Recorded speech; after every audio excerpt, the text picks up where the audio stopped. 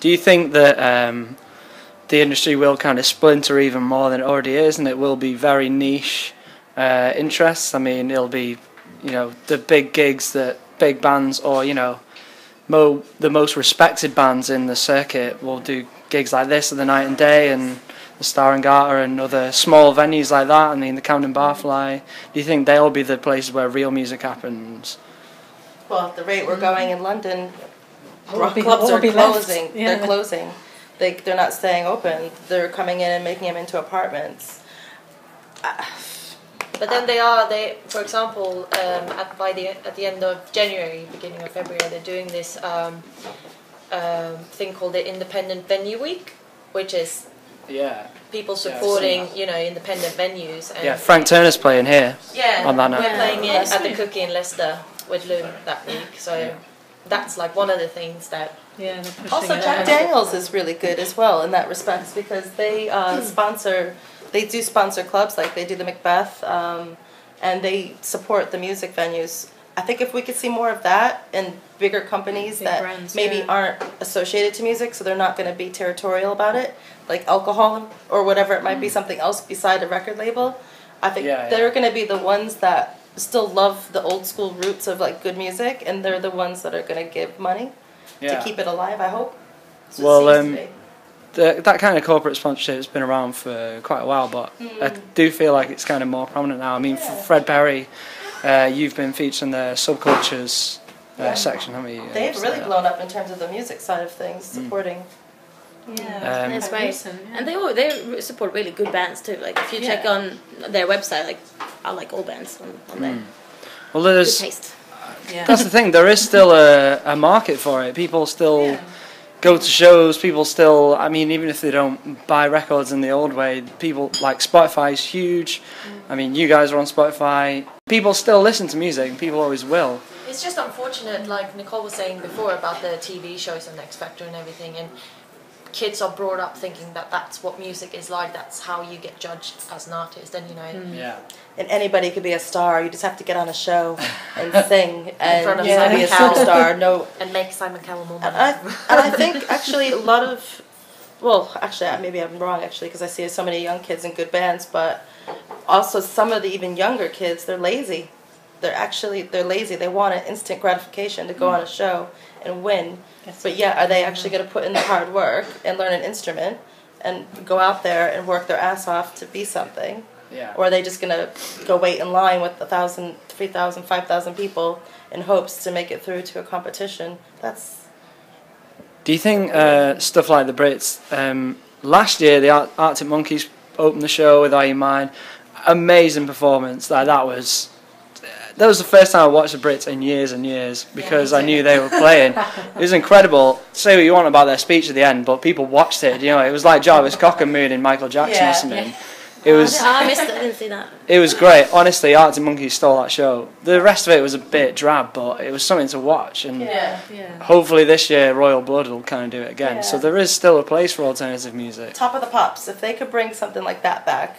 And it doesn't have to be a major TV station. It could be London Live. It could be more like that's what we're doing. Yeah, well, there you go, Jamie. Perfect, because that's what needs to happen. Get all these bands. These bands were freaking awesome. Yeah. Get everybody do a Top of the Pops again. Get the kids back into music, the real music, rather than the bullshit manufactured music. Do you think the internet is kind of going to be the place for that now? I mean, internet is a great thing, and it's also the devil.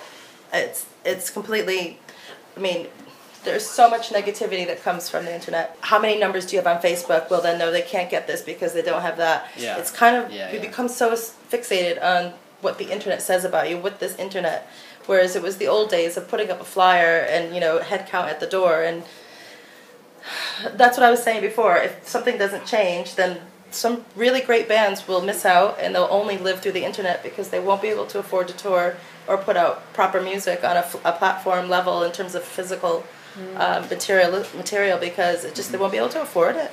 Yeah. So I just hope somebody puts money into the industry, and I don't mean like 2 million. I'm talking like 50, 60 million or more actually to help keep clubs alive, give kids and people a place to go to do art, keep them from doing other shitty things that they shouldn't be doing, and support something that's actually really good for people to do. Practice is always good, routine and striving to be better. That's like, we can't get any better than that. Mm-hmm. Well, let's move away from the doom and gloom. Yeah. Heavy subject matter. No, it was great, honestly. It was really good stuff. So let's look to the future for you guys. You got a new single coming out. Have you got a release date for that, or? April. Yeah. In April. Not an actual date yet. We'll Yeah, see. sometime in April. Yeah. And you got shows coming up. You said you're playing in Leicester. Yeah. Off to Germany again, a couple times actually. I think Norway's in the pocket again. We're pretty much booked up every single weekend until March, because then I'm away on holiday. But then after that, we booked up all the way until the summer. So Cool. we're hitting Germany again. That'd be really cool. I would love it there. It's awesome. And we go to Norway a bit. Yeah. And So how can guys find you? Website? You're on Spotify. Have you got a Bandcamp or? I think we may have a Bandcamp.